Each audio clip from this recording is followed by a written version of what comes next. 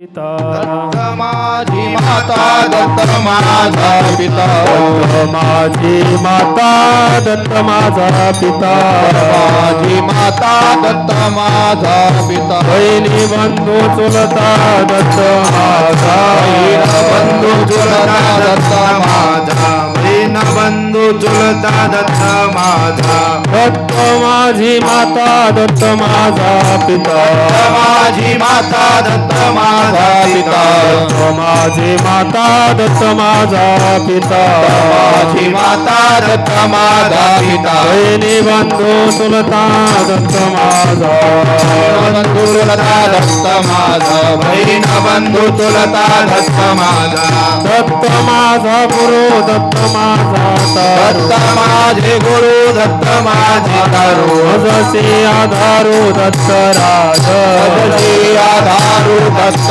माझा पदची आधारू दत्त माझा दत्त माझे जन दत्त माझे मन दत्त माझे जन दत्त माझे मन माझे जन दत्त माझे मन माझे जन दत्त माझे मन सोयरा सज्जन दत्त माझा सोयरा सज्जन दत्त माझा सोयरा सज्जन दत्त माझा दत्त माझा गुरु दत्त माझा तारू दत्त माझा गुरु दत्त माझा तारू माझा गुरु दत्त माझा तारू माझा गुरु दत्त माझा मजसी आधारू दत्त माझा मदती आधारू दत्त माझा मदती आधारू दत्त माझा एका जनार्दनी दत्त हा विसावा जनार्दनी दत्त हा विसावा जनार्दनी दत्त हा विसावा जनार्दनी दत्त हा विसावा विचारिता गावा जावे त्या विचारिता गावा गावी जाता न विचारिता गावा गावी जाता दत्त माझा गुरु दत्त माझा तारू गुरु दत्त माझा दत्त माझा गुरु दत्त माझा तारू मजसी आधारू दत्त राज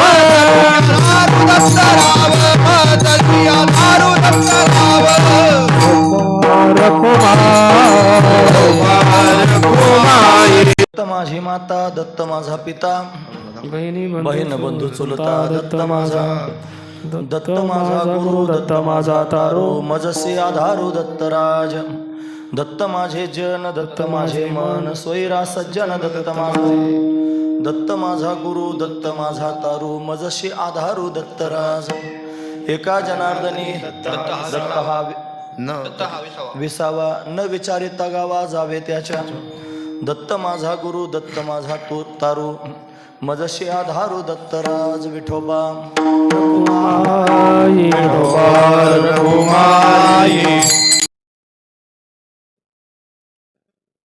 रूप धारण केले नारायण नऊ नाथ आहेत की नाही ते नऊ नाथ म्हणजे नऊ नारायण आहेत महाराज हरिनारायण कवी नारायण द्रुमिल नारायण करभाजन नारायण पिप्पलाद नारायण चमस नारायण हे नऊ नारायण आहेत ते आणि तेच अशा पद्धतीने प्रगट झाले आणि त्यांनीच ही परंपरा एकमेकाला देत देत पुढे त्यांनी वाढवली म्हणून प्रत्यक्ष भगवान विष्णू हरिनारायण आणि मच्छिंद्रनाथांच्या रूपानं त्यांनी प्रगट झालेले आहेत माशाच्या अंड्यातून त्यांनी प्रगट झाले कोळी त्याचं काम करीत होता आणि त्या माशाच्या अंड्यातून त्यांनी पुत्र प्रगट झाला त्याला मोठं आश्चर्य वाटलं महाराज त्याचं कारण सांगतो मी तुम्हाला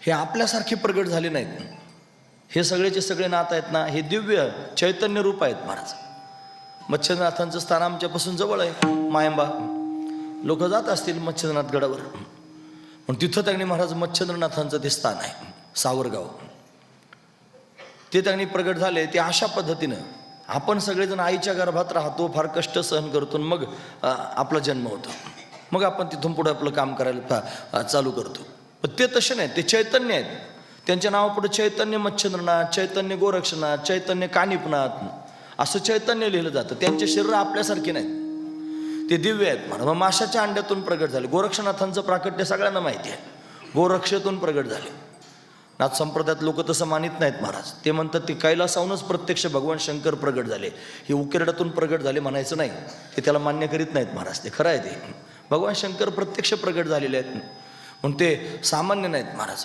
कानिपनाथ महाराज हत्तीच्या कानातून प्रगट झाले मग ते विशेष आहेत न नवनाथांमध्ये. एखादा माणूस जर फार शहाणपणा, आपण म्हणतो तू काय फार हत्तीच्या कानातून आलास काय, असं म्हणतो सहज आपण त्याला. का बरं म्हणतो? ते विशेष आहे मग तू काय फार विशेष झालास काय, हत्तीच्या कानातून आला. तसे मच्छरनाथ महाराज विशेष होते म्हणून त्यांच्याविषयी असं बोललं जात होतं. एकच नाथ होते महाराज, मीननाथ, जे स्थिर राज्यातून त्यांनी आणले होते. आणि त्यांचं शरीर असं, आता जालिंदरनाथ त्यांनी अग्नीतून प्रगट झाले होते, भरतरीनाथ त्या टोपलीत त्यांनी फुलांच्या अशा पद्धतीने प्रगट झाले होते. अशा प्रत्येकाचं प्राकट्य वेगवेगळं आहे. एकटेच मीननाथ होते महाराज, आणि जे स्थिर राज्यातून त्यांनी महाराज मच्छरनाथाने आणले होते. पाहता मग त्यांना तरी का बरं ऊन ठेवायचं म्हणून एक दिवशी त्यांनी महाराज, ते लहान असताना, मीननाथ लहान होते आणि मच्छरनाथ महाराज तिथंच होते, गोरक्षनाथ महाराज बरोबर होते. आणि मग ते म्हणले, बघ गोरख, मी जरा थोडी मधुकरी भिक्षा काहीतरी करून येतो, तोपर्यंत मीननाथाकडे लक्ष दे बरं. त्यानं जर संडास वगैरे केली तर त्याला चांगलं धुवून वगैरे स्वच्छ कर, असं सांगून गेले महाराज ते. आणि त्याने खरंच संडास केली. मग त्या धुवून स्वच्छ करायचं म्हणल्यावर काय करायचं, ते धरलं त्याने मीननाथाला. त्याला संडास केल्यावर काय किती धुवावं लागतं मला, उगा तांब्याभर पाणी घातलं तरी काम भागून जातं. आणि त्याला धुतलं म्हणजे असं की त्याचे कातड वेगळे केले, त्याचे हाडं वेगळे केले, त्याचे सगळे त्यांनी महाराज वेगळं केलं. पुन्हा दोरीवर वाळत घातलं ते कातडं. वाळत घातल्यानंतर त्यांनी महाराज मच्छरनाथ महाराज आले, अरे गोरख, मीननाथ किधर आहे? ओ सुक रहा है गुरुजी. सुकाल टाकलाय म्हणले. आता माणूस काय सुकाल टाकायचा असतो का? सुकाल टाकला, ठाणान बोंब मारायला लागले, अरे माझा मीननाथ अग्नी गेला, माझा मीननाथ गेला, तू त्याला मारून टाकला, असं केलं तसं केलं. म्हणे रडू नका, तुमचा मीननाथ परत देतो. मग संजीवनीच विद्या होती त्यांच्याकडं, शाबर विद्या, त्यांनी त्या माध्यमातून पुन्हा एकदा त्याला प्रकट केलं. हे याचा अर्थ काय होतो? याचा अर्थ त्याला सुद्धा आपल्यासारखं सामान्य नाही ठेवलं, त्याला पण दिव्य केलं. हा महत्त्वाचा विचार. गहिनीनाथ महाराजांचं प्राकट्य मातीच्या गोळ्यातून झालं. मग त्यांनी मातीची बाहुली तयार करता करता संजीवनी मंत्र म्हणले, त्याच्यातून गहिनीनाथ महाराज प्रगट झाले. प्रत्येक नाथाचं प्राकट्य काय विशेष आहे, ते आपल्यासारखं नाही. हा महत्त्वाचा विचार आहे. तसं मच्छरनाथ महाराज त्यांनी त्या माशाच्या अंड्यातून प्रगट झाले. त्यांना आदिनाथाकडून त्यांनी बोध प्राप्त झाला, मंत्र बीज प्राप्त झालं, पण कोळ्याबरोबरच राहायला लागले. त्याच्यावर त्यांनी तो कोळी मासे पकडायचा आणि मासे पकडून त्या नावेत टाकायचा, आणि ते मासे तडफड करायचे. यांना वाईट वाटायचं की हे मासे तडफड करतात, आणि हा पकडून याच्यात टाकतो. तो असा पुढं पकडायचा आणि मागं टाकायचा, आणि हे मागचे मासे परत पाण्यात सोडून द्यायचे. त्याला राग आला महाराज त्या कोळ्याला. त्याला असं वाटलं, हे असं कोणत्या प्रकारचं पोरग आहे? 4-5 वर्षाचं त्यांनी पोरगं झालं, याला समजत नाही की मी मासे पकडतो कष्ट करून, ते पाण्यात सोडून देतं. हाकलून दिलं महाराज. हाकलून दिल्यानंतर त्यांनी प्रवास करत करत त्यांनी गेले, आणि पहिलं मेरूचे शिखरी एक योगी निराकारी, मुद्रा लावून खेचरी प्राणायामी बैसला. तेने सांडियली काय काया तेजियली का माया, तेने सांडियली माया तेजियली कंथा काया, मन गेले विलया ब्रह्मानंदा माझारी. अशी ज्याची अवस्था, पहिलं मेरूचे शिखरी एक योगी निराकारी, निराकार स्वरूपाला प्राप्त झालेला एक योगी आहे. तो मेरूच्या शिखरावर अशा पद्धतीने वास्तव्य करतोय. म्हणून प्रवास करत करत त्यांनी हे मच्छिंद्रनाथ महाराज तिथपर्यंत गेले, आणि ते दत्तप्रभू आहेत, त्या दत्तप्रभूंना त्यांनी महाराज शरण गेले, दत्तात्रयांची शरणागती केली. मग जे बीज प्राप्त झालं होतं, ते बीज नुसतं प्राप्त होऊन काय करता? बीज शब्दाचा अर्थ काय होतो? बी. नुसतं बी घरात आणून ठेवलं काय फायदा होईल? मग बी काय केलं पाहिजे? पेरलं पाहिजे. फक्त पेरून चालेल का? उगवलं पाहिजे, ते अंकुरित झालं पाहिजे, ते फुललं पाहिजे, ते फळलं पाहिजे. बीज फळाला येतं ना महाराज, म्हणून ते फळलं पाहिजे, फुललं पाहिजे. फक्त बीज शंकराकडून प्राप्त झालं, आणि त्याला अंकुरित करण्याचं काम, त्याला वाढवण्याचं काम, त्याला फुलवण्याचं काम जर कोणी केलं असेल तर ते दत्तात्रय प्रभूंनी केलं महाराज. पण मच्छिंद्रनाथांवर दत्तप्रभूंची विशेष असणारी कृपा प्राप्त झाली. दत्तप्रभूंमध्ये शंकर नाही का? आहेच ना महाराज. ब्रह्मा विष्णू महेश तिन्ही पण आहेत. काही दत्तमूर्ती तर अशा पाहायला मिळतात की ज्या शिवप्रधान असतात. शिवप्रधान म्हणजे काय? मध्यभागी सर्वत्र विष्णू परमात्मा असतो, मग इकडून ब्रह्मा आणि रुद्र त्यांनी पाहायला मिळतात. पण हे मध्यभागी त्यांनी शंकर पाहायला मिळतो. आमच्या नगरला आहे महाराज तशी मूर्ती. भागवत आई त्याकडे आले नाहीत आता. त्यांनी संत पंढरीमध्ये ती दत्तमूर्ती द्यायचं ठरवलं, आणि ती तशीच मूर्ती द्यायची मला. त्यांनी लहानपणी त्या दत्ताची सेवा केली होती, म्हणून त्याच्यात मध्यभागी भगवान शंकर आहेत. म्हणून भगवान शंकर त्या दत्तात्रयांमध्ये आहेतच ना महाराज. म्हणून ज्या शंकरानं उपदेश केला तो शंकर दत्तप्रभूंमध्ये आहेच.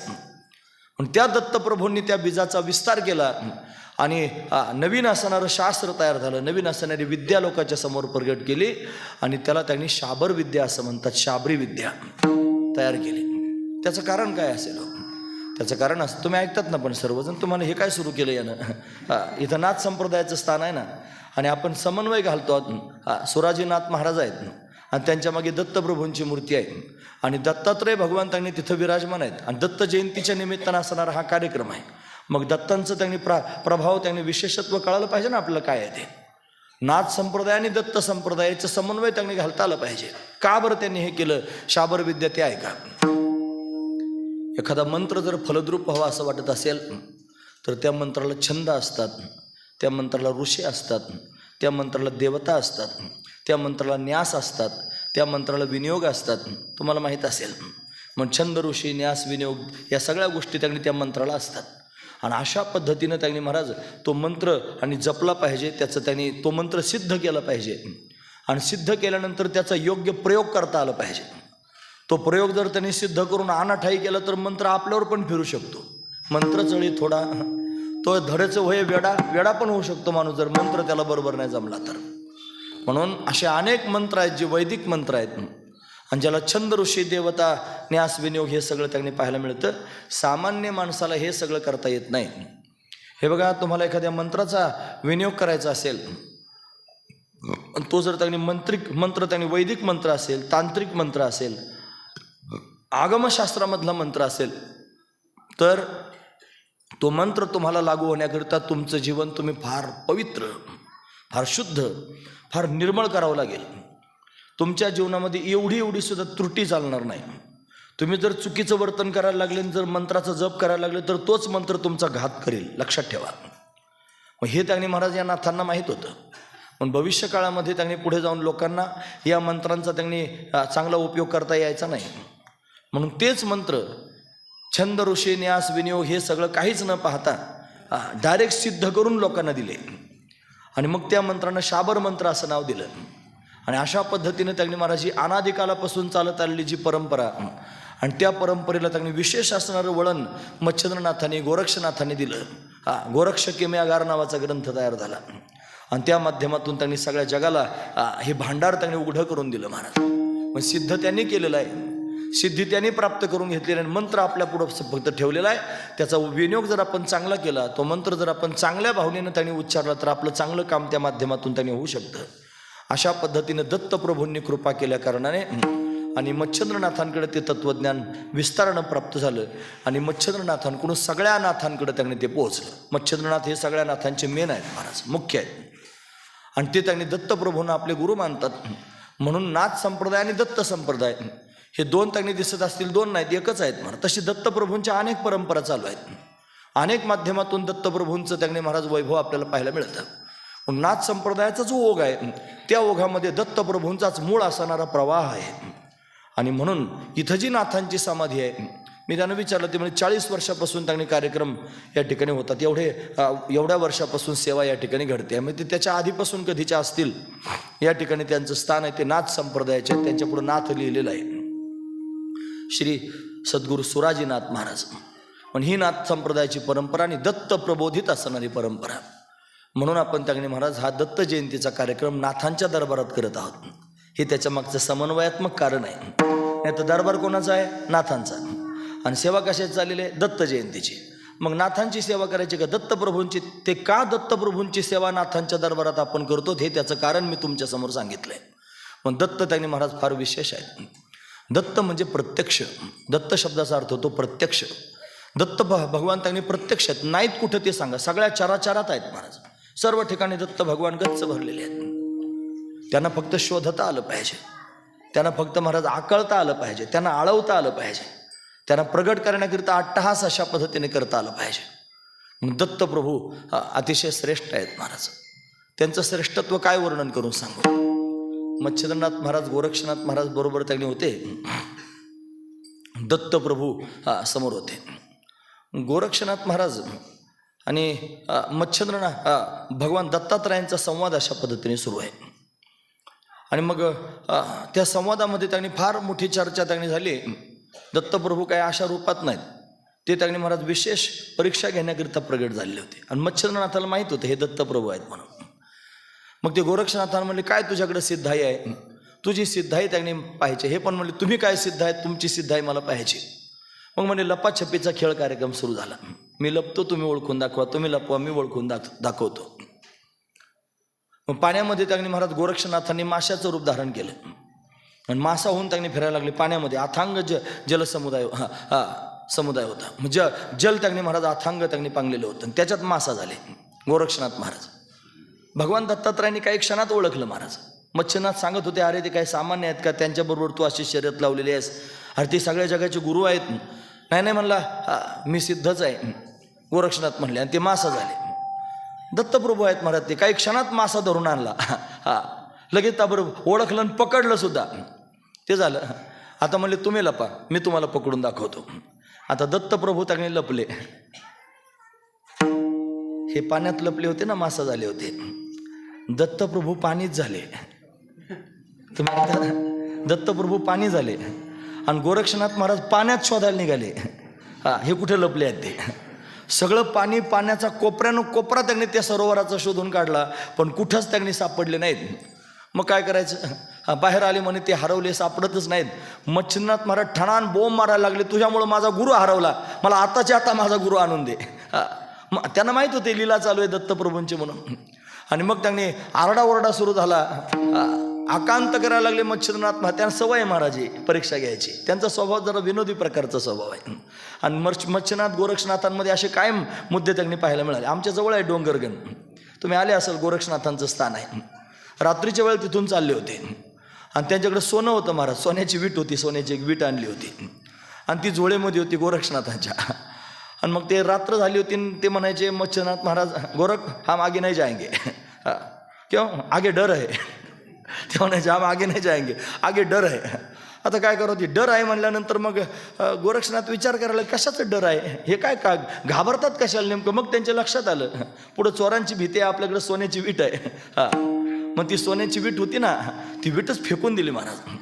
आणि फेकून दिल्यानंतर म्हणले चलो अभि. ते म्हणे अरे आगे डर, आगे डर नाही, आगे डर तो पिछे रह गया. डर मागेच राहिलं म्हणले, भीती मागे राहिली. आता चला म्हणे काय झालं, त्या सोन्याच्या विटेकरता तुम्ही घाबरत होते म्हणजे फेकून दिली मी ती वीट. फेकून दिली म्हणल्यावर परत आरडाओरडा सुरू झाला. ठणान आरडाओरडा करायला लागले. एवढे सोन्याची वीट मांडली तू फेकून दिली, आमकं झालं. गोरक्षनाथ म्हणले रडू नका, तुम्हाला सोनं पाहिजे ना. भस्माची चिमूट कवळीने त्याने फेकली, फक्त अख्खा डोंगरच सोन्याचा झाला. मला गर्भगिरी पर्वतच सोन्याचा करून टाकला. घ्या म्हणले काय सोनं घ्यायचं ते. अजूनही गर्भगिरीच्या डोंगरात त्यांनी कान्याकोपऱ्यात कुठेतरी सोनं सापडतं म्हणतात. त्याच गर्भगिरीच्या रांगेमध्ये सगळ्या नाथांच्या समाधी आहेत. म्हणून त्यांनी म्हण अशी लीला हे करत असतात. दत्तप्रभू लपलेन पाणीच झाले. आता मात्र माझे गुरु सापडत नाही म्हणून मच्छिंद्रनाथ महाराज आकांत करायला लागले. मग गोरक्षनाथाला त्यांनी हातात झाल्यासारखं झालं, कुठून शोधून आणू तुमचा गुरु मी, आता काय करायचं. मग म्हणले त्यांना विनंती कर. मग गोरक्षनाथ महाराज शरण आले, महाराज मी तुम्हाला शरण आलो, तुम्ही प्रगट व्हा. मग दत्तप्रभू प्रगट झाले. प्रगट झाल्यानंतर त्यांनी महाराज विचारलं कुठं लपला होतात. ते म्हणले मी पाणीच झालो होतो. ज्या पाण्यात तू मला शोधत होता ना, ते पाणीच मी झालो होतो. ते नाहीत कुठं ते सांगा, ते कोणत्या स्थानावर राहत नाहीत ते सांगा. दत्तप्रभू सर्व ठिकाणी व्याप्त आहेत महाराज. तेच ब्रह्मा आहेत, तेच विष्णू आहेत, तेच त्यांनी महाराज रुद्र म्हणजे ईश्वर आहेत. ते सर्व काही झालेले आहेत. म्हणून सगळं चराचर त्यांच्यापासून प्रगट झालेलं आहे. एक मुख आहे त्यांचं ब्रह्मदेवाचं, ते सृजन करणार आहे. एक मुख आहे त्यांनी महाराज भगवान विष्णूचं, ते पालन करणार आहे. आणि तिसरं मुख आहे भगवान शंकराचं, रुद्राचं, ते संहार करणारं दैवत आहे. मग त्यांनी सृष्टी, स्थिती आणि प्रलय या तिन्ही गोष्टी त्यांनी करणारे ते स्वतःच आहेत महाराज. ते त्रिगुणात्मक आहेत. त्यांच्या ठिकाणी 3 गुण आहेत, सत्वगुण, रजगुण, तमगुण, त्रिगुणात्मक त्रयमूर्ती असं आपण म्हणतो ना. नाथ महाराजांनी आरतीच केली महाराज. जे त्रिगुणात्मक आहेत, 3 गुणांनी युक्त आहेत, त्रयमूर्ती. तिन्ही मूर्ती एकत्र झालेल्या आहेत, त्रयमूर्ती. दत्त हा जाणा, हा दत्त असा आहे की जो त्यांनी त्रैलोक्याचा त्यांनी मालक आहे. असा असणारा हा दत्तप्रभू जगाचा मालक होऊन त्यांनी महाराज प्रत्यक्ष प्रगट झाले. दत्तराज तो राजाच आहे सगळ्यांचा. असा असणारा श्रेष्ठ देव ज्याची आपण उपासना करतो आहोत, फार महत्त्वाचा विचार आहे. तू म्हणाल तुमचं बरं आहे बा, तुम्ही कीर्तन करायला लागले कुठं कृष्ण मंदिर असलं की कृष्ण माझी माता म्हणता. आता इथं दत्त मंदिर लागले दत्त माझी माता म्हणायला. काय बुवा लोकांचं खरं धरावं, इकडे फिरले की तिकडं ती गंगा गये तो गंगादास, जमुना गये तो जमुनादास, गंगेला गेले की गंगादास, यमुनेचं जमुनादास. जरा कोणता तरी एक दास राहा, एखाद्याला वाटेल ना महाराज असं. विकल्प ज्याच्या मनात आहे त्याच्याकरिता उलगडून सांगतो, माझा दत्त आणि कृष्ण हे तुम्हाला दोन वाटत असतील. तुमच्या लक्षात आलं? दत्त आणि कृष्ण तुम्हाला दोन वाटत असतील, ते आम्हाला दोन वाटत नाहीत महाराज. आमच्या दृष्टीनं दत्त तोच आहे आणि कृष्ण पण तोच आहे, विठोबा पण तोच आहे, सगळं एकच आहे. त्यानंच अनेक रूप धारण केले. अनंत अवतार घेशी भक्ताकारणे, तो अनंत अवतार भक्तांकरता धारण करतो. भक्त ज्या पद्धतीनं त्याला पाहायचा प्रयत्न करील आणि तो त्याच पद्धतीनं भक्ताच्या समोर प्रगट होतो. हे दैसा केला तैसा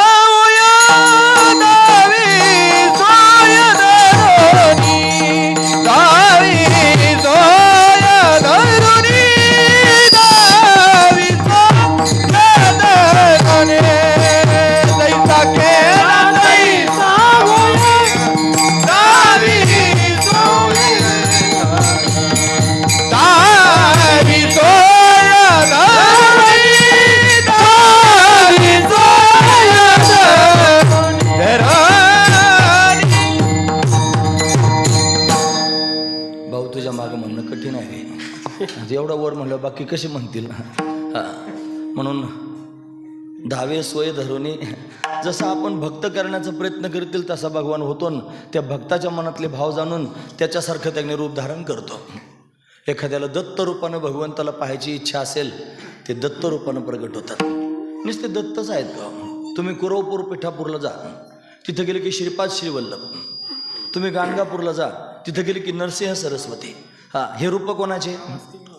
दत्तप्रभूंचेच. पण काय म्हणतात, नाही आम्ही श्रीपाद श्रीवल्लभांची उपासना करतो. खरं ना, आम्ही कारंजाला त्यांनी नरसिंह सरस्वती भगवान त्यांनी प्रगट झाले आहेत, त्यांची उपासना करतो. गाणगापुरात आम्ही तिथं जातो. आपण स्वामी महाराजांची उपासना करतो. नाही म्हणे आम्ही स्वामींचीच उपासना करतो, बाकीचं नाही काय. अरे ते श्रीपाद श्रीवल्लभ म्हणा, नाही तर नरसिंह सरस्वती म्हणा, नाही तर स्वामी महाराज म्हणा, नाही तर दत्त म्हणा, वस्तू एकच आहे. एकाच देवाची एवढे नावं मी तुमच्यासमोर सांगितलेत. एकच देव जर एवढ्या रूपाने प्रगट होऊ शकतो, मग तोच कृष्ण का होऊ शकत नाही? तोच पांडुरंगाच्या रूपानं का उभा राहू शकत नाही? सगळ्यात महत्त्वाचा विचार आहे. म्हणून तोच देव एकच आहे, देव नावाचं तत्व आहे. आणि ते तत्व त्यांनी मला तुमच्या भावनेनुसार तुमच्यासारखं होतं. एका माणसानं काही वृक्षारोपण केलं, एका लाईनीत बरेचसे वृक्ष लावले घरासमोर शोभा म्हणून.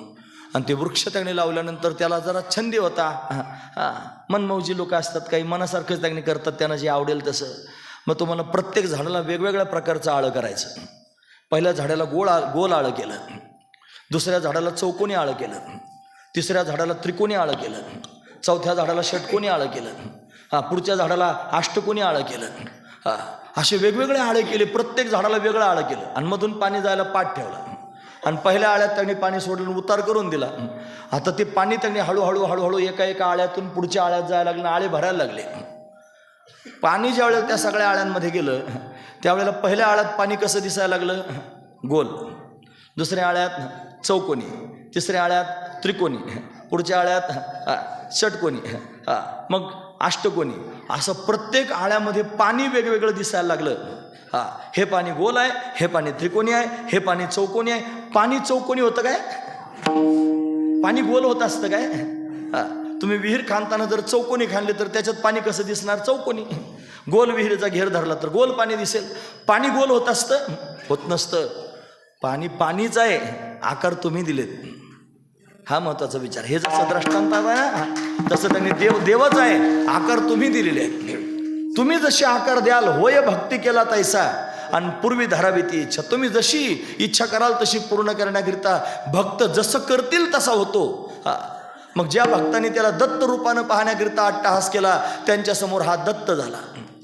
ज्या भक्तांनी त्याला कृष्ण रूपात पाहण्याचा अट्टहास केला, त्यांच्यासमोर कृष्ण झाला. ज्यांना गणपतीच्या रूपात पाहायचं होतं तो सोंड घेऊन आला, ज्यांना हनुमंतरायाच्या रूपात पाहायचं होतं तो शेपटी घेऊन आला. असं प्रत्येकाला दर्शन देण्याकरिता हा अनेक रूपामध्ये त्यांनी प्रत्यक्ष प्रगट झाला. म्हणून त्यांनी आयसी धरी रूपडी हा अनेक पहारे हे दैवत कैसे भक्ती पिसे भाविक पाचारिल्या सरिसा पावे ऐसी सवे बराडी. याची सवय आहे महाराज, त्याला हाक मारली की तो येतो. आणि कशा काय कोणत्या रूपाने येतो, कोणत्याही रूपात येतो. शुष्क काष्टी गुरुगुरीन लाज हरी न धरता, कोणत्या प्रकारची लाज न धरता हा खांबातून नरसिंहाचं रूप धारण करून प्रगट झाला. नरसिंह म्हणलं की झाला नरसिंह. हा तुका म्हणे अर्धनारी आयसी धरी रूपडी हा देव त्याने असे रूप धारण करतो. अर्धनारी नटेश्वर सुद्धा होतो कधी कधी भक्तांकरता. म्हणून आपली दृष्टी कशी आहे आणि तसा परमात्मा होतो. आपण कशा पद्धतीनं सेवा करतो तसा परमात्मा होतो. आपण कशा पद्धतीनं त्याला आळवतो तसा परमात्मा होतो. आपण कशा पद्धतीने त्याला बोलावतो तसा परमात्मा होतो. म्हणून आपल्या मनावर आज सकाळीच एक पोरगा मला भेटला, यांच्याच बेल्हा परिसरातला त्यांनी होता आणि फार श्रद्धेनं देवाची उपासना. त्याच्याकडे औदुंबराचं झाड आणि खोली दत्तप्रभूंच्या नावची तयार केलेली आहे. आणि तो म्हणला महाराज तिथं हे करतो, पण मला राम राम नाम जप करण्याचा छंद लागलेला आहे. मी राम राम त्यांनी जपलं पाहिजे का? माझ्या मनात अशी दुविधा निर्माण झाली. आता मी दत्ताचं नाव जपू का रामाचं नाव जपू, असं त्याने मला प्रश्न विचारला. त्याला उत्तर दिलं महाराज मी. त्याला म्हणलं हे बघ, देव एकच आहे. जसं आता तुम्हाला सांगितलं ना, या आळ्यातून त्या आळ्यात पाणी एकच आहे, हा तसा देव एकच आहे. फक्त तुला देवाचा कोणता विग्रह गोड वाटतो, देवाचं कोणतं रूप तुला आवडतं त्याचा तू निर्णय कर. तुला दत्तप्रभूंचं त्रिगुणात्मक त्रयमूर्ती गोड वाटतं का? तुला रामाचं कोदंडपाणी रूप धारण केलेलं गोड वाटतं का? तुला मुरलीधर त्यांनी देहुडा चरण उभा राहायला गोड वाटतो? तुला जे रूप भगवंताचं मनात भावतं तेच रूप त्यांनी महाराज तू चित्तामध्ये आण. तो देव त्यांनी तुला जसं वाटतं तसं होईल. महत्त्वाची गोष्ट आहे महाराज. आपल्याला कसं आवडतं आपण ठरवायचं आणि त्यानुसार आपण भगवंताचं चिंतन करायचं. रामदास स्वामी रामाचे भक्त होते आणि ते पंढरपूरला गेले आणि पंढरपूरला तर विठोबा उभा आहे, ते कमरेवर हात देऊन. आणि ते भक्त कोणाचे होते? रामाचे. मग आता काय करावं? आता की तिथं राम आहे का? मग काय करायचं? ते त्या पांडुरंगालाच म्हणायला लागले, हे येथे का रे उभा श्रीरामा, हा येथे का रे उभा श्रीरामा, मनमोहन मेघ श्यामा, मनमोहन मेघ श्यामा, येथे का रे उभा श्रीरामा, हा येथे का रे उभा श्रीरामा, कोठे गेली शरयू गंगा, येथे आणली चंद्रभागा. कुठे गेली तुझी शरयू गंगा? इथं चंद्रभागा आणली. येथे का रे उभा श्रीरामा? कोठे गेली सीतामाई? येथे राही रखुमाई. इथं त्यांनी राहीन रखुमाई त्यांनी उभ्या केल्या. सीतामाई कुठे सांग? असं ज्यावेळेला अट्टहास करून म्हणायला सुरुवात केली, येथे का रे उभा श्रीरामा? भगवंतानं सुद्धा पांडुरंगाचं ते कमरेवर हात ठेवलेलं रूप सोडलं आणि कोदंडपाणी राम त्यांच्यासमोर प्रत्यक्ष प्रगट झाला. महाराज रामानं रामदास स्वामींना दर्शन दिलं. विठ्ठल त्यांनी उभा होता रामाच्या रूपात दर्शन दिलं. तसं तुम्ही ठरवा तुम्हाला कोण पाहिजे? देव पाहिजे. मग देवाला तुम्ही कोणत्या रूपात पाहू शकता? मग त्या रूपानं भगवंताच्या दर्शनाकरिता अट्टहास करा. तिथं तुमचं प्रेम जडू द्या. आणि ते जर तुम्ही मनामध्ये घट्ट केलं ना, तुम्ही जर पक्क केलं ना, तर कोणत्याही देवाच्या समोर जा. माझं म्हणणं ऐका बरं, मी काय सांगतो ते. तुम्ही जर कृष्णाची उपासना करत आहात आणि तुम्ही दत्त मंदिरात गेले तर देवाच्या चरणावर मस्तक ठेवीत असताना म्हणा, कन्हैया तुला असं सुद्धा रूप धारण करता येतं रे. तू भक्त कोणाचे? तुम्ही कृष्णाचे. आणि गेले कोणत्या देवळात? दत्ताच्या. आणि त्याच्या चरणावर मस्तक ठेवताना फक्त त्याच्याकडे पाहता पाहता म्हणा, कन्हैया तुला असं पण रूप धारण करतो का? गोड दिसतोस रे. असे 2-3 तोंड धारण केले आहेत, 6 हात आहेत, 3 शरीर 6 हात, तया माझे दंडवत, असं म्हणा ना महाराज. काय हरकत आहे? महत्त्वाचा विचार आहे तुमच्यासमोर मी सांगतोय. नामदेव महाराज एकदा आणि तीर्थयात्रेला गेले आणि तीर्थयात्रेला गेलेले असताना तिथं त्यांनी महाराज एक गावाच्या बाहेर बारव होती, मोठी बारव. आणि त्या बारवेला नावच होतं भूताची बारव. त्याच्यात भूत होतं म्हणतात एक. आणि कोणी जायचं नाही तिथं. आणि नामदेव महाराजांना फार तहान लागली होती. गावात लोकांना पाणी मागत होते. पाण्याचा थोडा दुष्काळ होता. गावात लोकांनी पाणी दिलं नाही, पण नवखा माणूस दिसतो, थोडी गंमत करावी याची म्हणून फजिती करण्याकरिता सांगितलं, हे बघ त्या बारवेत जास्त पाणी याचा, मोकळ्या मनानं पाणी पी तिथं जाऊन. आता त्यानं काय माहिती त्याच्यात भूत आहे म्हणून. नामदेव महाराज गेले आणि त्या बारवेत पायऱ्या होत्या उतरायला, खाली उतरले. भूतानं त्याचं काम सुरू केलं. ते भूत लगेच नामदेव महाराजांच्या समोर हा करून त्यांनी उभं राहिलं. अकराळ विकराळ होतं. सगळे लोक भूताला घाबरत होते. मग फिरकत सुद्धा कोण नव्हतं त्या बारवेकडं. आणि नामदेव महाराजांच्या समोर प्रत्यक्ष भूत उभं राहिलं. घाबरले नाहीत महाराज. उलट त्या भूताकडे पाहून हसायला लागले. भूताला पहिलाच मेंबर सापडला त्याच्याकडे पाहून हसणारा. हा महत्वाचा विचार आहे माझा. अरे मला सगळे घाबरतात आणि माझ्याकडे पाहून हसायला लागलास, का हसतोस? म्हणले पांडुरंगा, तुझे आजपर्यंत फार रूप पाहिले रे. तू मासा झाला, कासव झाला, तू त्याने नरसिंह झाला, वामन झाला, परशुराम झाला, राम झाला, कृष्ण झाला, हे सगळे रूप तुझे पाहिले. पण हे असलं भूताच्या रूपात तू प्रगट होऊ शकतोय मला अजून माहीत नव्हतं. काय कोणाला म्हणतात? पांडुरंगाला, की तूच भूत झालास. असं म्हणल्यानंतर त्या भूताचंच काहीतरी उदयाला आला असेल, पूर्व पुण्य म्हणा. त्या भूताचा भूतपणा गेला आणि त्या भूतामध्ये पांडुरंग प्रत्यक्ष प्रगट झाला. त्या भूताचाही उद्धार झाला आणि भूतात पांडुरंग प्रत्यक्ष प्रगट झाला. त्या 12वेत मंदिर आहे महाराज आता सध्या, आणि त्या मंदिरात देवाचं नाव आहे भूतेश्वर. भूतेश्वर झाला महाराज. भूतात देव दिसला. आपली दृष्टी कशी आहे ते जास्त महत्त्वाचं आहे. म्हणून त्यांनी ती दृष्टी फार महत्त्वाची असते. मायबाप, हा भेद अंतकरणातून काढून टाका. भेद त्यांनी महाराज दूर ठेवा आणि देव डोळ्यासमोर ठेवा. मग कोणत्याही रूपात भजा, तो कोणत्याही रूपात तुम्हाला दर्शन देण्याकरिता तयार आहे महाराज. फक्त त्याला आई म्हणण्याची भूमिका ठेवा, फक्त त्याला बाप म्हणण्याची भूमिका ठेवा, फक्त त्याला स्वतःचं सर्वस्व समजण्याची भूमिका ठेवा. त्याच्या ठिकाणी अनन्य होण्याची भावना ठेवा. तोच एक असा आहे की जगात कधी जात नाही, संपत नाही, त्याचं लय होत नाही, तो नष्ट होत नाही. तो एकमेव असा शाश्वत आहे, तो अविनाशी आहे. बाकी सगळं जग जाणारच आहे महाराज, ते संपणारच आहे. हे कधीच शाश्वत नाही महाराज. भगवती मीराबाई, तुम्हाला माहिती आहेत ना, मीराबाई, मेरे तो गिरधर गोपाल दुसरं नकोय, अशा मीराबाई. त्या मीराबाईंचा विवाह झाला. आता लहानपणीच कृष्ण परमात्म्याचा छंद लागला होता आणि मग कृष्णाला पती मानून बसल्या होत्या. आता जग रहाटी असते, मग लग्न केलं. लग्न केल्यानंतर फार थोड्या दिवसात त्यांनी महाराज पती मरण पावला. मग आता काय खेद करावा ना, पती मरण पावल्याचा खेद झाला, फार वाईट झालं, नवरा मरण पावला. पण कृष्ण परमात्म्याला आपलं समजत होत्या ना. मग लोक त्यांनी म्हणायचे, तुला काहीच कसं वाटत नाही? त्याने उत्तर दिलं. ते म्हणले, ऐसे वर को क्यों वरू, असा नवरा का करू, जो जन्मेवर मर जाय, जो जन्माला येतो आणि मरतो. मग काय केलं पाहिजे? वर वरू गोपाल को, मारो चुडलो अमर होय जाय. नवरा असं केलं पाहिजे की ज्याच्यामुळं सौभाग्य कायमस्वरूपी टिकलं पाहिजे. असं सौभाग्य जर कोण असेल तर हा परमात्मा आहे, तो पती आहे जगाचा. म्हणून सगळे नाते, तो माझी आई आहे, तो माझा बाप आहे, तो माझा भाऊ आहे, तो माझी बहीण आहे. ज्या नात्यानं त्या देवाकडे तुम्ही पाहाल, त्या नात्यानं परमात्मा तुमच्या समोर उभा राहील. त्याला जर पती म्हणून त्यांनी समजलात, गोपिकांनी पती समजलं, तो पती होऊन त्यांच्याबरोबर त्यांनी अशा पद्धतीनं प्रगट झाला. दिव्य असणारा भाव आहे महाराज. पण ज्या भावनेनं भगवंताला त्यांनी महाराज पाहाल, तो भगवान तुम्हाला सांभाळीत राहील. फक्त त्या भावनेमध्ये अनन्यता असली पाहिजे. मग जर आपण दत्तप्रभूंची भक्ती करत असलो, दत्तप्रभूंची जर आपण सेवा करण्याकरिता एकत्र आलो असलो, दत्त दिगंबर दैवत माझे अशी जर आपल्या पोटातली दृढ भावना असली, तर त्या दैवताला आपण काय म्हणलं पाहिजे, त्याच्याकडे आपण काय भावनेनं पाहिलं पाहिजे, आपल्या अंतकरणात त्याच्याविषयीचे कसे नातेसंबंध असले पाहिजे, हे जर आपल्याला शिकायचं असलं तर ज्यांनी दत्त भक्तीला स्वतःचं जीवन समजलं त्यांच्याकडे पाहिलं पाहिजे. आणि त्यानं विचारलं पाहिजे, दत्तप्रभूंची भक्ती करताना नेमकं काय करू आणि कशा पद्धतीनं दत्तप्रभूंची शरणागती करू. मग कोण आहेत असे दत्तप्रभूंची भक्ती करणारे? अनेक आहेत महाराज. पण आपण वारकरी संप्रदायातलं कीर्तन करतो. मग वारकरी संप्रदायामध्ये दत्त भक्ती करणारे जर सगळ्यात अग्रगणी कोण असतील तर संतांचा राजा ज्यांना म्हणलं जातं ते म्हणजे नाथ महाराज आहेत. शांती ब्रह्मश्री संत एकनाथ महाराज ते संतांचा राजा मानवले जातात. मग असे श्रेष्ठ असणारे नाथ महाराज, त्यांना दत्त भक्तीचा छंद होता. आणि तो कोणामुळं? त्यांच्या श्रीगुरूंमुळं. त्यांचे श्रीगुरू जर कोण होतं तर जनार्दन स्वामी.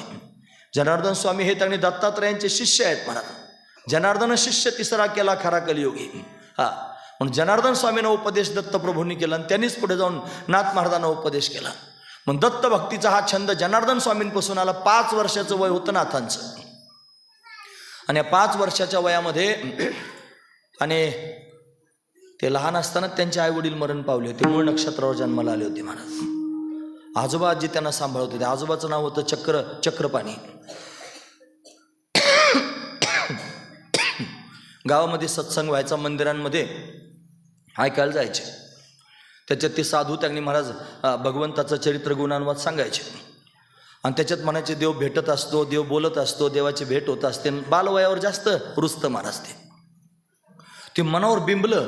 देव भेटत असतो, मला पण भेटला पाहिजे. पण देव कसा भेटेल ते सांगून झालं प्रवचन आणि त्यांच्याजवळ गेले, त्या बाबांच्या जवळ. म्हणजे बाबा तू म्हणले देव भेटत असतो, मला पण देवाची भेट घ्यायची, सांगा ना मला देव भेटेल का? आता बाबाला पेच पडला. ते म्हणले मी सांगत सांगत तर फिरलो. आता याला देव कसा प्राप्त करून देऊ? म्हणे बघा बाळा, माझं सांगायचं काम आहे. मी सांगितलं देव भेटत असतो, पण देव भेटून देण्याची क्षमता माझ्यात नाही. मग काय करावं? तुला जर देव पाहिजे असला ना, तू देवगिरीच्या किल्ल्यावर जा. तिथं जनार्दन स्वामी राहतात, आणि त्यांना जाऊन सांग तुला देव पाहिजे म्हणून. आजोबा आजीला काही सांगितलं नाही. 5 वर्षाच्या वयात चालायला लागले, आणि तो देवगिरीचा दौलताबादचा किल्ला, आणि त्या किल्ल्यापर्यंत त्यांनी महाराज गेले. गुरुवारचा दिवस होता भेटायचा, स्वामींना भेटायचा. सगळे दरवाजाच्या बाहेर उभे होते, आणि आता त्यांनी महाराज स्वामी यायची वेळ झाली होती. स्वामी आले, स्वामी आले. स्वामी उंच धिप्पाड, त्यांनी दाढी वाढलेली आहे, जटा ग्रस्तीच होती म्हणतात, पण फार दिव्य होते. पायात त्यांनी खडावा आहेत, त्या त्यांनी कर्र कर्र वाजत होत्या चालायला लागल्यानंतर, आणि अशी त्यांची अवस्था होती. ते आले, सगळेजण त्याने नमस्कार करू लागले.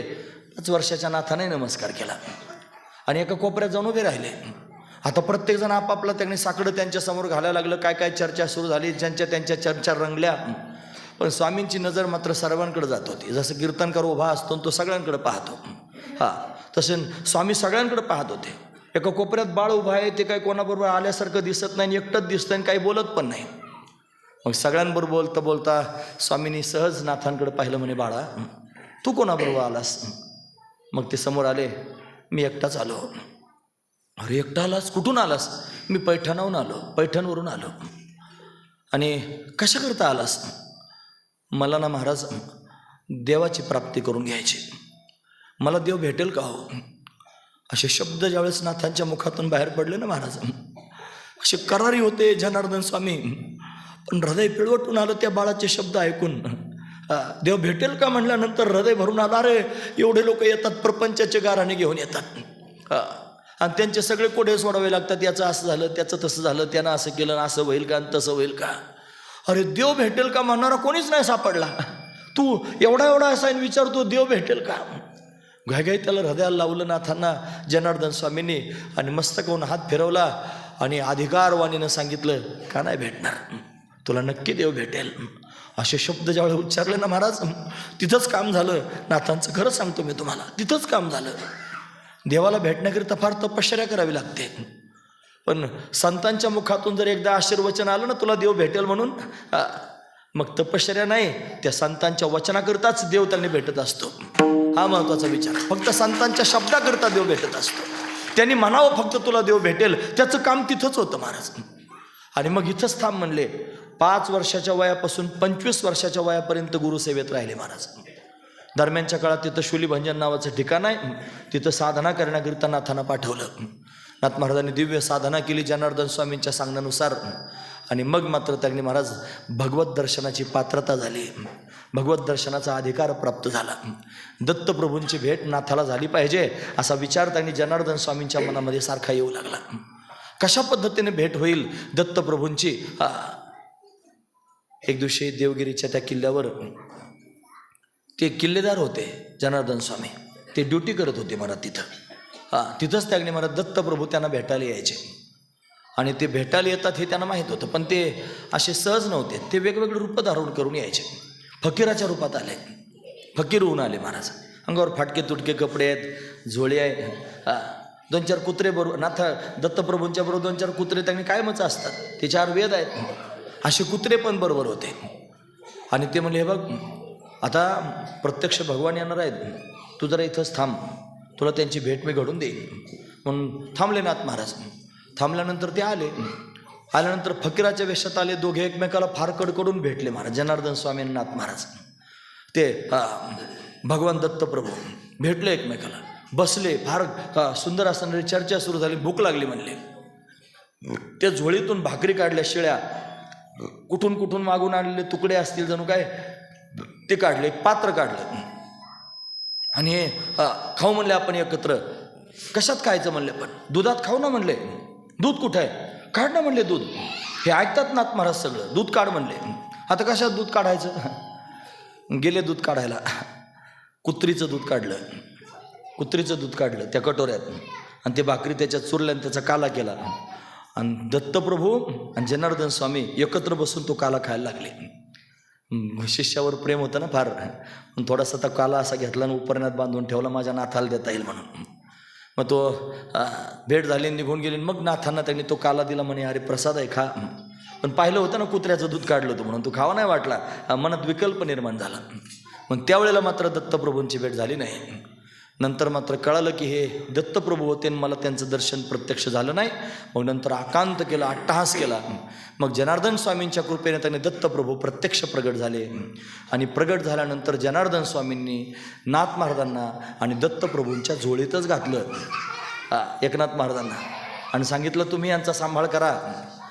तेव्हापासून दत्तप्रभू कायमस्वरूपी नाथ महाराजांच्या बरोबर आहेत महाराज, सांभाळण्याकरिता.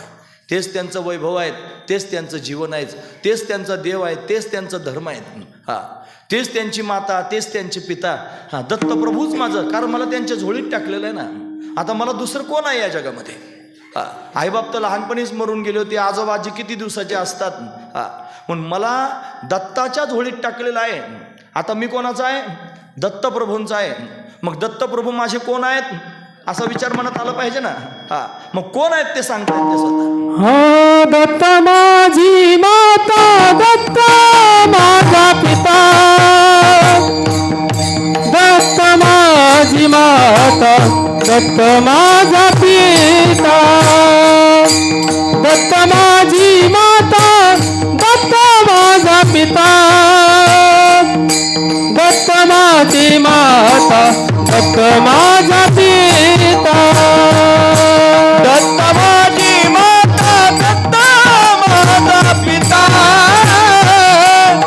दत्त माझी माता, दत्त माझा पिता, दत्त माझी माता, दत्त माझा पिता, दत्त माझी माता, दत्त माझा पिता. दत्त माझी माता, दत्त माझा पिता, दत्त माझी माता, दत्त माझा पिता, दत्त माझी माता, दत्त माझा पिता, दत्त माझी माता, दत्त माझा पिता, दत्त माझी माता, दत्त माझा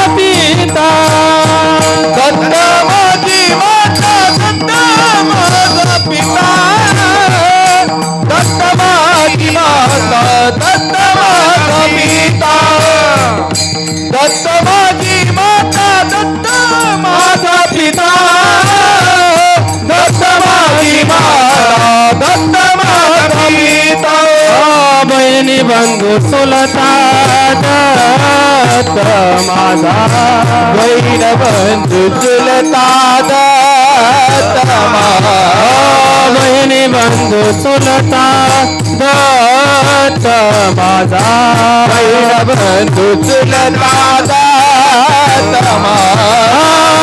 दत्त माझे गुरु, दत्त माझे तारो, दत्त माझे गुरु, दत्त माझे तारो, दत्त माझे गुरु, दत्त माझे तारो, दत्त माझे गुरु, दत्त माझे तारो. हे दत्त माझे गुरु, दत्त माझे तारो, दत्त माझे गुरु, दत्त माझे तारो, दत्त माझे गुरु, दत्त माझे तारो, दत्त माझे गुरु, दत्त माझे तारो.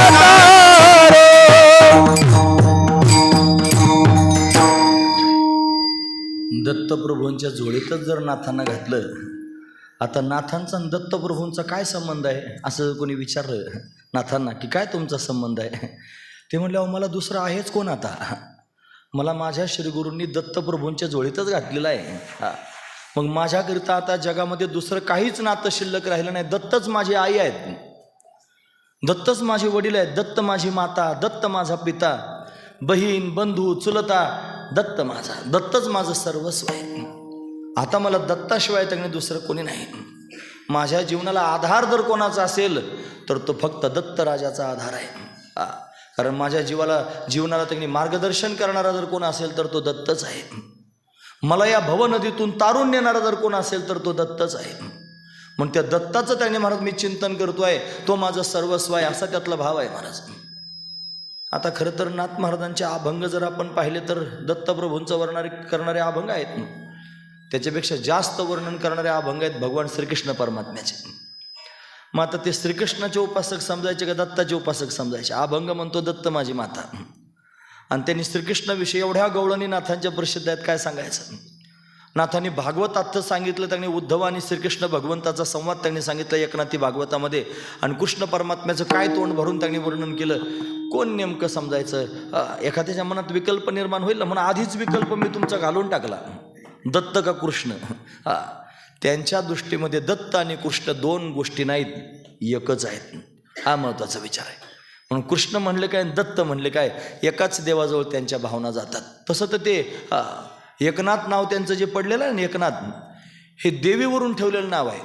त्यांची कुलदेवी आहे, तिचं नाव एकविरा. एकविरा आहे ना देवी, त्या एकविरा देवीची त्यांनी महाराज त्यांच्या परिवारात उपासना आहे. म्हणजे एकविरा त्यांची कुलदेवी आहे, आणि म्हणून तिच्या नावावरून एकनाथ असं नाव ठेवलं. म्हणजे एकविरेची पण वंदना त्यांनी नाथ भागवतात केलेली आहे महाराज, ती कुलदेवी आहे म्हणून. मग आता देवीचे उपासक म्हणायचं का? आपण अक्कलकोटला गेलो ना, स्वामी महाराजांचं जे वटवृक्ष मंदिर आहे समोर, तिथं त्या मंदिरात गेल्यानंतर दर्शन घेऊन आपण जेव्हा मागे फिरतो त्यावेळेस दरवाजाच्याच वरती एक फोटो लावलेला आहे स्वामी महाराजांचा, आणि तो त्यांनी साडी नेसलेला फोटो आहे. तुम्ही पाहिला असेल, कोणीतरी पाहिला असेल. साडी नेसलेला फोटो आहे, आणि स्वामी महाराज त्याच्यात बसलेले आहेत, हातामध्ये त्रिशूळ घेतलेला आहे, कपाळाला मळवट भरलेला आहे. कोण आहेत ते? स्वामी समर्थ आहेत. आणि काय नेसलेले आहेत? साडी नेसले. कोणत्या रूपात आहेत? मग आता देवी म्हणायचं का स्वामी म्हणायचं? देवी आहेत का स्वामी आहेत? स्वामी म्हणतो लुगडं नेसलेत, मग काय म्हणा? देवी म्हणा. देवी म्हणतो स्वामी आहेत. नेमके कोण आहेत? अरे ते स्वामी देवी आपण म्हणतो, वस्तू एकच आहे. हा तात्पर्य भाव आहे महाराज, म्हणतो एकच आहे. आणि तो त्यांनी अशा अनेक रूपानं पाहायला मिळतो. त्यानं अनेक रूप धारण केले महाराज. आमच्या गावात दत्त मंदिर आहे, आणि त्या दत्त मंदिर ओढ्यातलं दत्त मंदिर म्हणतात त्याला, फार प्रसिद्ध मंदिर आहे चासमधलं. नगर पुणे हायवेवरच आहे महाराज ते. आणि तिथून जाताना त्यांनी दत्त मंदिरात नमस्कार करायचा प्रसंग आला की माझे हात आपाप जोडले जातात. म्हणतो आंबाबाई, असं म्हणतो त्या दत्ताला. दत्त काय आंबाबाई आहे का? एखादं म्हणेल ना महाराज, आंबाबाईच आहे, कारण आंबाबाईच त्रिगुणात्मक आहे महाराज. ती सत्वगुण, रजगुण, तमगुण आणि त्रिगुणात्मक असणारी प्रकृती, मूळ प्रकृती तीच आहे. आणि तिनंच हे सगळे रूप धारण केलेले आहेत महाराज. ती म्हणते पती जन्मला माझे उदरी, मी झाले तयाची नोवरी, पतिव्रता धर्म पहावं माझा, सर्वापरी पती भोगे जे ओझा. ते सच्चिदानंद घन असणारं ब्रह्म आहे, त्याला नाव रूप काहीच नाही. हे तीन गुण आहे ते प्रकृतीच्या ठिकाणी आहेत, आणि तिचा त्याचा संग झालेला आहे. आणि त्या संगतीतून तिच्यामुळं तिच्यातला त्याने रजगुण घेतला, आणि तो ब्रह्मदेवाच्या रूपानं प्रगट झाला, तोच देव. तिच्यातला सत्वगुण घेतला आणि तो विष्णूच्या रूपानं प्रगट झाला, आणि तिच्यातला तमोगुण घेतला आणि तो शंकराच्या रूपानं, रुद्राच्या रूपानं प्रगट झाला. ती नसती तर तो नाही, ती नाही तर तो नाही, आणि तो नाही तर ती नाही, अशी एकमेकावर अवलंबून आहेत. आयसीए निरुपाधिके आणि जगाची जे जनिके, जगाला जन्म देणारे आहेत. तो प्रियोची प्राणेश्वरी, तोच तिच्या रूपानं प्रगट झालेला आहे, आणि तिनं त्याला नावारूपाला आणलेलं आहे. मग आता सांगा देवी आहे का देव आहे? सरळ गोष्ट आहे, तीच आहे. मग आता कृष्ण म्हणू का दत्त म्हणू का देवी म्हणू, काही म्हणू नका. आई म्हणा, बाप म्हणा, भाऊ म्हणा, ज्या रूपानं पाहत असाल त्या रूपाला त्यांनी महाराज मायबाप म्हणा, आणि अनन्य भावानं त्याच्या ठिकाणी शरण जा. काय होईल? तुमच्या जीवनाला मार्गदर्शन करणारे ते गुरु होतील. तुमच्या जीवनाचा ते आधार होतील. तुम्हाला उद्धरून नेणारे अशा पद्धतीने होतील. हे त्यांचं सामर्थ्य प्रगट होईल. म्हणून दत्त माझी माता, दत्त माझा पिता, बहीण बंधू चुलता, दत्त माझा, आणि मला त्यांनी जीवन प्राप्त झालेलं आहे. या जीवनाची नाव त्यांनी पहिलं तीराला नेण्याकरिता तो दत्तच माझा गुरु झालेला आहे. असा दिव्य भावनात दत्त माझे गुरु, दत्त माझा तारू, हो दत्त माझा गुरु, दत्त माझा तारू, दत्त माझे गुरु, दत्त माझे तारू, हो दत्त माझे गुरु, दत्त माझा तारू, मैदेशी आधार दत्तराज, मैदेशी आधारू दत्तराज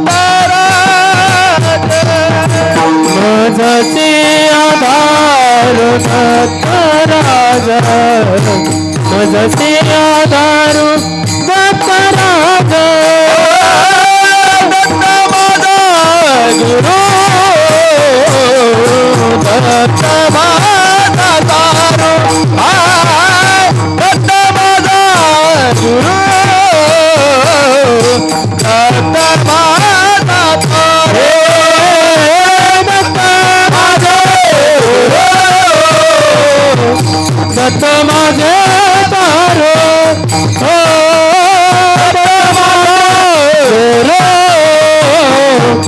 दत्त माझा तारो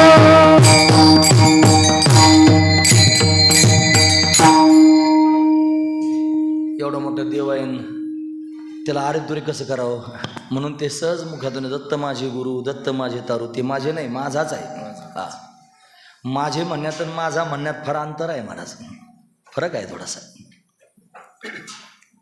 माझे म्हणण्यात आणि माझा म्हणण्यात फार अंतर आहे. आम्ही आमच्या वडिलांचे जे आईवडील आहेत ना, आजोबा आजी, ते आमच्या आजीला मी आवजाव घालायचो. आणि माझ्या आईची जी आई होती ना, ती पण आजीच होती. तिला मात्र आवजाव कधीच घालीत नव्हतो. ए आजी असं म्हणायचं.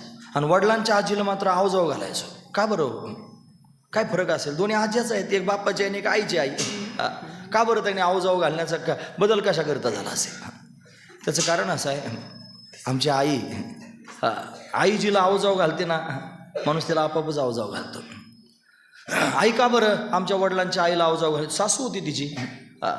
मग सासू असल्यामुळे आदर होता ना, आदरात्मकच वागलं पाहिजे. ती जर तिला अरे तू रे असं म्हणत असते, ए सासूबाई, असं कसं काय जमाल ए सासूबाई म्हणून? ती कुदळखोरं नाही घ्यायची की लगेच ताबडतोब. असं अरे तुरे करून कसं काय चालेल? तिला आदर म्हणून त्यांनी तिच्याविषयी आदराचा भाव आईचा होता, म्हणून ती तिला आवजाव घालायची. आम्ही तिला आवजाव घालायचो आजीला. आणि तिच्या आईला कसं काय आवजाव घालील? माझी आई तिच्या आईला कसं आवजाव घालील? तिला प्रेमानेच त्यांनी महाराज तिच्याबरोबर बोलणारा, अरे तुरे करणार. मग आम्ही पण तिला त्यांनी, आमच्या नाशिकची आजी होती आमची आईची आई, तिला फार एकरी शब्दात जे आजी आज झालं, आई आजी असं कर ना गं, असं त्यांनी सहज. तात्पर्य मला सांगायचं, आवजाव घालण्यामध्ये एक अंतर असतं आणि आरेतुरी करण्यामध्ये एक जवळीक असते. फार महत्त्वाचा विचार आहे. आवजाव घालणं म्हणजे अंतर ठेवून बोलणं, आणि आरेतुरी करणं म्हणजे जवळीकीने बोलणं. दत्त माझे गुरु म्हणण्यामध्ये अंतर झालं, आणि दत्त माझा गुरु म्हणल्यानं फार जवळीक झाली महाराज. महत्त्वाचा विचार आहे. तुम्हाला काय पाहिजे? जवळीक पाहिजे का अंतर पाहिजे? दत्ताकडून जवळीक पाहिजे ना, मग दत्त माझा गुरु. दत्त माझा तारू, दत्त माझा गुरु आहे, दत्त माझा तारू आहे, तोच माझं सर्वस्व आहे ना, त्याच्याशिवाय मला दुसरं कोण आहे? म्हणून दत्त माझा गुरु दत्त माझा तारू, मजशी आधारू दत्तराज, मला दुसऱ्या कोणाचा आधार नाही महाराज. मला दत्त जयंतीविषयी बोललं पाहिजे. आपण आधी प्रवचन झालंय तुमचं है ना, दत्त जन्म सांगितलं असेल ना त्याच्यात. मग आता परत तेच पिष्टपीठन न्याय होईल ना. दळायला गेले आणि काय घेऊन गेले? मी पीठच नेलं दळायला, आणि ते पीठच दळीत बसतं. पीठ कुठं दळीत असतात का? धान्य दळायचं असतं. आता त्यांनी सांगितलेलं आहे आधी, तेच जर मी परत सांगेन का मग पिष्टपीठन न्याय होईल. त्यातही दुसरा मुद्दा आहे, सगळे नव्हते ना प्रवचनाला. कीर्तनाला तुम्ही सगळे आले, आत्ता प्रवचनाला थोडेच होते. म्हणून नवीन लोकांकरता मी ते पण सांगू शकतो दत्त जन्म, पण आता त्याची वेळ संपून गेली सांगायची. म्हणून दत्त भगवान त्यांनी प्रगट झालेले आहेत, ते जगदोद्धाराकरता प्रगट झाले. त्याच्या पुढचे मुद्दे मी तुम्हाला सांगतो. दत्त हे गुरु पण आहेत आणि दत्त हे भगवान पण आहेत. महत्त्वाचा विचार आहे. दत्त गुरुरूपाने प्रगट होतो आणि दत्त देवरूपाने प्रगट होतो. दोन कामं करतो. एक तर भक्ताचा उद्धार करण्याकरिता त्यांनी त्याच्यावर अनुग्रह करतो देव दत्त रूपाने, आणि एक दुष्टांचा संहार करायचं काम करतो. वळवळच करायची नाही दत्तप्रभूंच्या पुढं अजिबात. त्या दुष्टांनी दुष्ट शक्तीने वळवळ करायची नाही महाराज. त्यांना असा छळ त्याने होतो दत्तांकडून, काय सांगायचं तुम्हाला. खोटं वाटत असलं चला गाणगापूरला. तिथं असे ते मोठे मोठे शेड आहेत, त्याला उलटे उभे राहतात. ते दत्त्या सोड असं म्हणतात की मोठमोठ्याने. सुट्टी नाही महाराज तिथं अजिबात. दत्त्याच म्हणतात. मी आता काय तुम्हाला दत्त जयंती दिवशी दत्ताला दत्त्या मी नाही म्हणत, ते म्हणतात हे असं सांगतो मी तुम्हाला. ते मी तुम्हाला सांगितलं. म्हणतात की नाही, तुम्ही गेले असेल, तुम्ही पाहिलं असेल महाराज काहीतरी. काश मी तर फक्त दत्त्याच म्हणलो बाबा, काय काय शिव्या देतात पाहिलं एक दिवशी मी गंमत. एका मावशीला त्यांनी महाराज तिथे तिचे कपडे बांधून टाकले होते, तिचे हातपाय असे. आणि ती मोकळी त्यांनी केस बिस मोकळे सोडून तिनं पाय त्याच्यात गुंतवले होते त्या गल्डरमध्ये आणि उलटी खाली केस खाली सोडले ना अशी केस हलवीत होती. हातपाय पण असे हात हलवायचे मोठमोठीने, दत्ताला शिवाय द्यायची. का तर तिला त्रास असेल ना महाराज काहीतरी. तिला त्याने झोडायचा कार्यक्रम सुरू झाला असेल. आता याला अंधश्रद्धा म्हणतात लोक, मरुदी ते नाही मला सांगायचं. कोण काय म्हणत असेल त्याची गोष्ट वेगळी आहे. फक्त मला एवढंच सांगायचं की दत्तप्रभू दुष्ट शक्तींचं निर्दळन करणारे आहेत. हे काय करतात, त्यांच्या हातामध्ये 6 हात आहेत की नाही. एका हातात त्रिशूळ पाहायला भेटेल, एका हातात चक्र पाहायला भेटेल, एका हातात माळ पाहायला भेटेल, एका हातात कमंडलू पाहायला भेटेल. हे का बरं वेगवेगळे आयुध त्यांच्या हातात, एका हातात गदा पाहायला भेटेल. हे का बरं वेगवेगळे आयुध घेतलेले आहेत. अहो ते माळ हातात घेऊन, कमंडलू हातात घेऊन जगाला तपश्चर्या शिकवणारे आहेत, गुरुरूपाने उपदेश देणारे आहेत. ते त्रिशूळ हातात घेऊन, चक्र हातात घेऊन, त्यांनी महाराज गदा हातात घेऊन दुष्ट शक्तींचं निर्दळन करणारे आहेत. म्हणून ते गुरु पण आहेत आणि ते देव पण आहेत. म्हणून दत्त भगवान असंही आपण म्हणतो आणि दत्त गुरु असं पण आपण म्हणतो. दुसऱ्या कोणत्याच देवाला असं म्हणत नाहीत महाराज. कोणी कृष्ण गुरु म्हणलं का? नाही. कृष्णानं उपदेश केला नाही का? कृष्ण गुरु झाला नाही का? कृष्ण काही सामान्य गुरु आहे का? कृष्ण तर जगद्गुरु आहे. पण कृष्ण जरी जगद्गुरु असला तर एखादा माणूस म्हणतो का हे कृष्ण गुरु आहेत म्हणून? नाही म्हणत महाराज. ते फक्त गुरु म्हणण्याचं सामर्थ्य दत्तप्रभूंकडेच आहे. मग का तर हे रूप त्या प्रकारचं त्याने धारण केलं. देव तोच आहे, पण त्यानं हे रूप त्या प्रकारचं धारण केलेलं आहे, त्या कार्याकरता धारण केलेलं आहे. ते त्यांनी महाराज स्मर्तुगामी आहेत. त्यांचं स्मरण केलं की ते अशा पद्धतीने प्रगट होतात आणि ते त्यांनी अशा पद्धतीनं भक्ताचा सांभाळ करण्याकरिता, भक्ताचा उद्धार करण्याकरिता तगमग करत राहतात. आपण अनेक वेळेला ऐकतो त्यांचं त्यांनी रात्रीची विश्रांती गिरनार पर्वतावर असते. जुनागड गिरनार पर्वत आपण गेले असाल बरीच मंडळी. व्रजभूमीत गेलं की लोक व्रजवासी होतात, आहे की नाही. वेगवेगळ्या ठिकाणी गेलं की त्याचं नाव बदलून जातं. ते तसं तिथं गेलं का जय गिरणारी. तिथं घोषणाच आहे मला, जय गिरणारी. वर चढायला लागले, खाली उतरायला लागले, वरून खाली उतरणारे ते वर चढणार, जय गिरणारी म्हणलं की ते म्हणतं जय गिरणारी, जय गिरणारी. गिरनार पर्वतावर भगवान वास्तव्य करतात. तिथं रात्रीचा विश्राम असतो. सकाळी स्नान करण्याकरिता भीमा अमरजा संगमावर जातात दत्तप्रभू. भीमा अमरजा संगमावर तिथं स्नान करतात. नंतर त्यांनी दुपारची जी भिक्षा असते ना ती गाणगापुरामध्ये असते. गाणगापूर श्रेष्ठ असणारी भूमी आहे. तिथं भिक्षा, दत्त भिक्षास्थान असं त्यांनी म्हणलं जातं. पण भिक्षा मागतात तिथं भिक्षा दिली जाते. लोक जाणीवपूर्वक देतात. का तर कोणत्या रूपात दत्त येईल सांगता यायचं नाही. कारण दत्त सगळ्यांमध्ये गच्च भरलेला आहे. खरं सांगू का, सगळ्या जनात दत्त गच्च भरलेला कधी दिसेल? ज्या दिवशी दत्त तुमच्या मनात भरेल. माझं वाक्य लक्षात ठेवा, मी काय सांगतो. सगळ्या जनात तिथं गेलं की भिक्षा वाटतात ना, सगळ्या लोकांमध्ये दत्त पाहतात.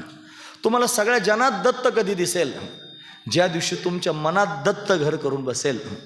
दत्तानं जर मनात घर केलं ना की दुसरं काही दिसणारच नाही, सगळीकडे दत्तच दत्त दिसेल. महाराज सांग, दत्त माझे जान, दत्त माझे जान, दत्त माझे जान, दत्त माझे जान, दत्त माझे जान, दत्त माझे मान, दत्त माझे जान, दत्त माझे मान, दत्त माझे जान, दत्त माझे मान, दत्त माझे जान, दत्त माझे मान, दत्त माझे जान, दत्त माझे मान, दत्त माझे जान, दत्त माझे मान. सोयरा सज्जन दत्त माझा, सोयरा सज्जन दत्त, सोयरा सज्जन दत्त माझा, सोयरा सज्जन दत्त माझा, दत्त माझा गुरु, दत्त माझे तारू, दत्त माझा गुरु, दत्त माझे तारू, दत्त माझे गुरु, दत्त माझे तारू, दत्त माझे गुरु, दत्त माझे तारू, दत्त माझे गुरु, दत्त माझे तारू, दत्त माझे गुरु, दत्त माझे तारू, दत्त माझे गुरु,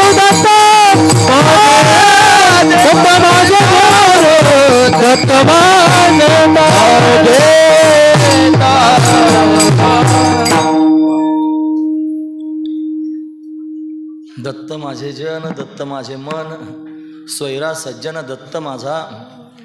दत्तच त्यांनी सगळीकडे भरला का?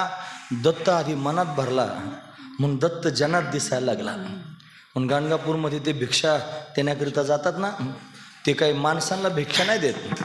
त्यांच्या मनात एकच भाव असतो की कोणत्या माणसांच्या रूपात दत्त येईल सांगता यायचं नाही. मग ती भिक्षा माणूस म्हणून नाही दिली जात, ती भिक्षा दत्त म्हणून दिली जाते.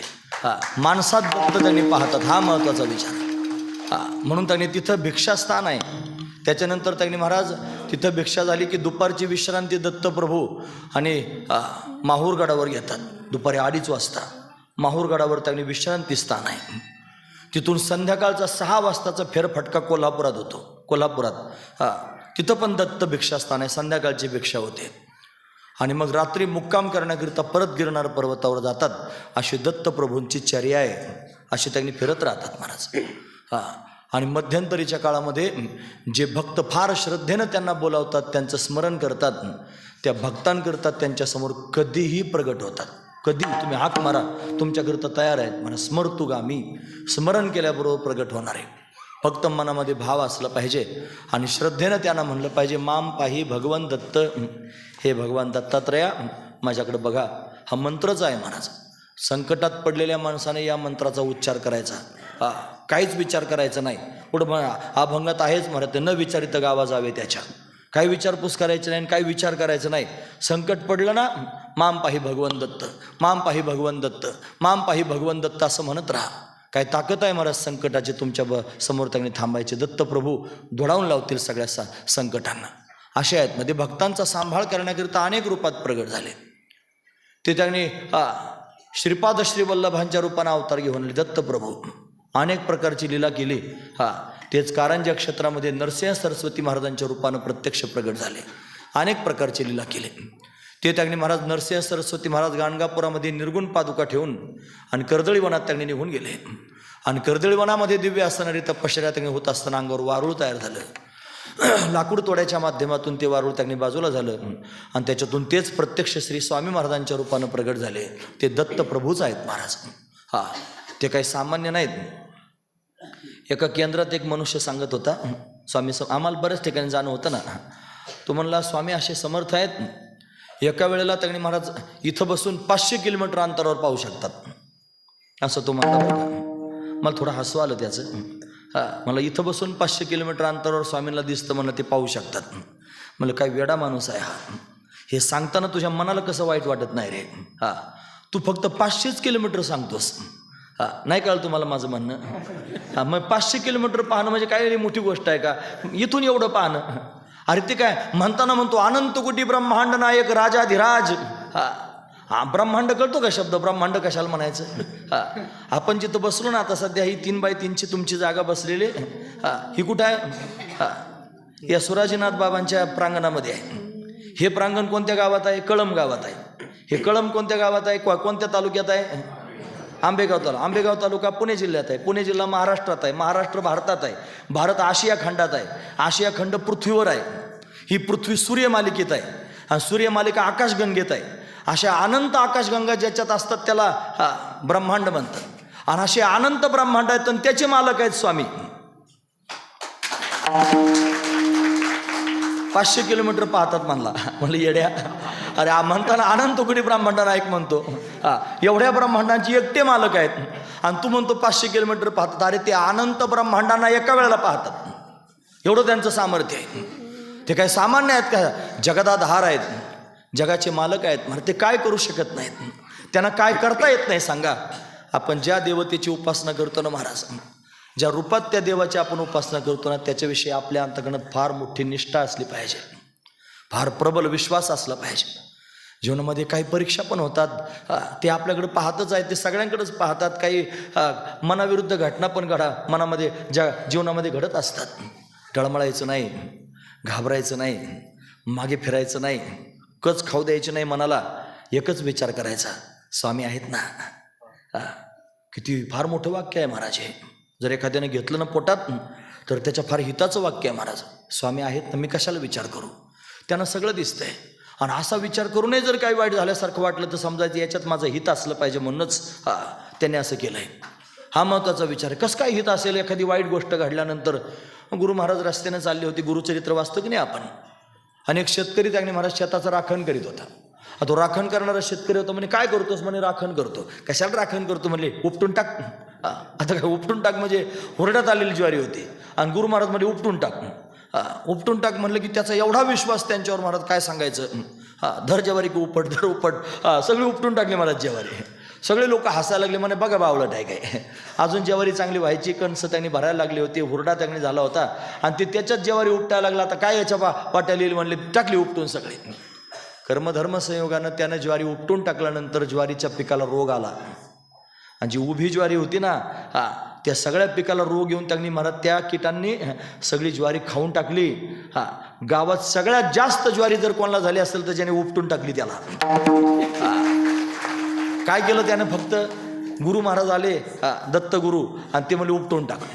नरसिंह सरस्वती महाराज उपट म्हणले की उपटून टाकले महाराज. त्याने काहीच विचार नाही केला कोण काय म्हणतो, लोक मला हसतील का, लोक मला काय म्हणतील, लोकांचं काय, अरे काहीच विचार नाही केला. ते म्हणले ना असं करायचं, बस करून टाकलं. काय होतं त्याच्यात? त्याचं कल्याण होतं त्याच्यात, आणि ते त्याला कळत नव्हतं, ते त्यांना कळत होतं. म्हणून त्याचं कल्याण करण्याकरिता त्यांनी हे केलेलं आहे. तशा आपल्या जीवनामध्ये जर काही मनाविरुद्ध घटना घडल्या असतील तर घाबरू नका, टळमळू नका, स्थिर व्हा आणि स्थिर होऊन एकदा त्यांच्या चरणांचं स्मरण करा, दत्तप्रभूंच्या, आणि असा विचार करा की त्यांना असं वाटतंय आणि म्हणूनच असं झालेलं आहे. आणि जे झालंय ते योग्य झालंय, कदाचित माझ्याकरता हेच योग्य होतं, अशी भावना जर मनात असेल तर त्याच्यापेक्षा काय मोठं आहे. म्हणून कोणाचा काहीच विचार न करता, डळमळीत न होता, न विचारित गावा जावे त्याच्या, काहीच विचार नाही करायचा आणि बिनधास्त दत्त भक्तीमध्ये त्यांनी स्वतःला झोकून द्यायचं, बिनधास्त भगवंताच्या भक्तीमध्ये स्वतःला झोकून द्यायचं. हीच भावना नाथांच्या मनात आहे. आणि म्हणून नाथ महाराज अभंगाच्या शेवटच्या एका जनार्दनी दत्त विसावा,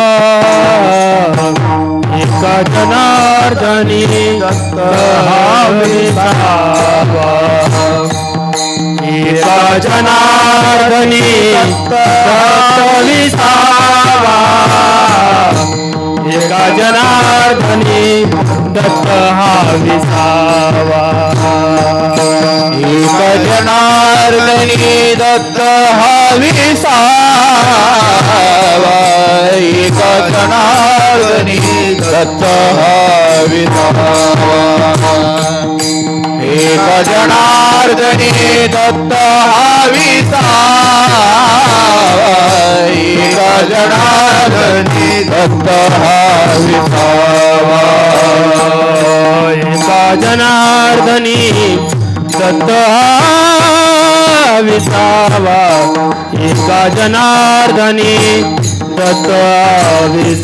विसावा, एक जनार्दनी दत्त विसावा, एक जनार्दनी दत्त विसावा, एक जनार्दनी दत्त विसावा, एक जनार्दनी दत्त विसावा, एक जनार्दनी दत्त विसावा, एक जनार्दनी दत्त विसावा, न विचारित गावा जावे त्याचा, न विचारिता गावा जावे त्याच्या, न विचारिता गावा जावे त्याच्या, न विचारिता गावा जावे त्याच्या, दत्त माझे गुरु, दत्त माझे तारो, दत्त माझे गुरु, दत्त माझा